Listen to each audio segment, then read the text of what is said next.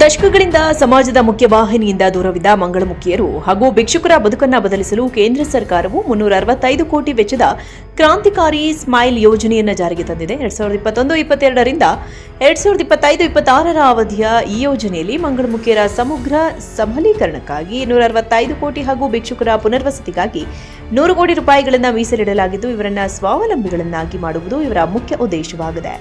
ಈ ಯೋಜನೆಯಡಿ ಟ್ರಾನ್ಸ್ಜೆಂಡರ್ ವಿದ್ಯಾರ್ಥಿಗಳಿಗೆ 9ನೇ ತರಗತಿಯಿಂದ ಸ್ನಾತಕೋತ್ತರ ಪದವಿಯವರೆಗೆ ಸಂಪೂರ್ಣ ಆರ್ಥಿಕ ನೆರವು ಮತ್ತು ವಿಶೇಷ ಸ್ಕಾಲರ್ಶಿಪ್ ನೀಡಲಾಗುತ್ತಿದೆ.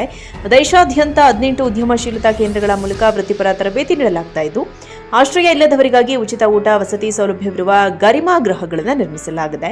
ಕಾನೂನು ರಕ್ಷಣೆಗಾಗಿ 2019ರ ಕಾಯ್ದೆ ಜಾರಿಯಲ್ಲಿದ್ದು, ಮಂಗಳಮುಖಿಯರ ಮೇಲೆ ದೌರ್ಜನ್ಯ ಎಸಗಿದರೆ ಕನಿಷ್ಠ 2 ವರ್ಷಗಳ ಕಠಿಣ ಜೈಲು ಶಿಕ್ಷೆ ವಿಧಿಸಲಾಗುತ್ತದೆ. ಮತ್ತೊಂದೆಡೆ ಭಿಕ್ಷಾಟನೆ ಮುಕ್ತ ಭಾರತ ನಿರ್ಮಾಣಕ್ಕಾಗಿ ಪ್ರಮುಖ ನಗರಗಳಲ್ಲಿ ಪೈಲಟ್ ಪ್ರಾಜೆಕ್ಟ್ಗಳನ್ನು ಆರಂಭಿಸಲಾಗಿದೆ. ಭಿಕ್ಷಾಟನೆಯಲ್ಲಿ ತೊಡಗಿರುವ ವಯೋವೃದ್ಧರು, ವಿಕಲಚೇತನರು ಹಾಗೂ ಅನಾಥ ಮಕ್ಕಳನ್ನು ರಕ್ಷಿಸಿ ಅವರಿಗೆ ಕೌನ್ಸೆಲಿಂಗ್, ವೈದ್ಯಕೀಯ ಚಿಕಿತ್ಸೆ ಮತ್ತು ಸುರಕ್ಷಿತಾಶ್ರಯ ನೀಡಲಾಗುತ್ತಿದೆ. ಜೊತೆಗೆ ಅವರ ಸಾಮರ್ಥ್ಯಕ್ಕೆ ತಕ್ಕಂತೆ ಕೌಶಲ್ಯ ತರಬೇತಿ ನೀಡಿ ಗೌರವಯುತವಾಗಿ ಸ್ವಂತ ಕಾಲಿನ ಮೇಲೆ ನಿಲ್ಲುವಂತೆ ಮಾಡುವ ಮೂಲಕ ಸಮಾಜದಲ್ಲಿ ದೊಡ್ಡ ಬದಲಾವಣೆಯನ್ನು ತರಲಾಗುತ್ತಿದೆ.